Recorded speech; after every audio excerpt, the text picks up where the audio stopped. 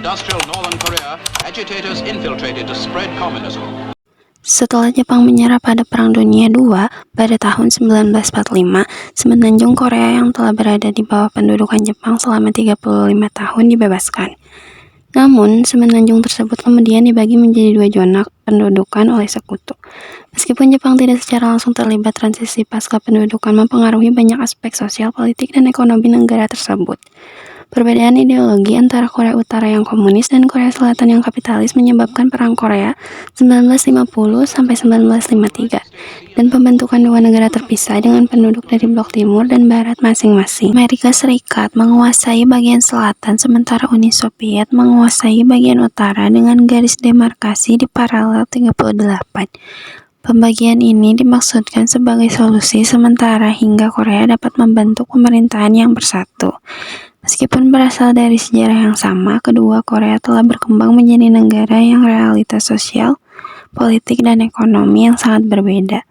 Pembentukan dua negara terpisah pada tahun 1948, ketidaksepakatan antara Amerika Serikat dan Uni Soviet mengenai sistem politik yang akan diterapkan di Korea menyebabkan terbentuknya dua pemerintahan yang berbeda. Republik Korea Selatan didirikan pada 15 Agustus 1948 dengan Syngman Rhee sebagai presiden pertama. Republik Demokratik Rakyat Korea atau Korea Utara didirikan pada 9 September 1948 dengan dukungan Soviet dan dipimpin oleh Kim Il-sung. Ketegangan antara kedua belah pihak semakin meningkat karena ideologi politik yang bertolak belakang.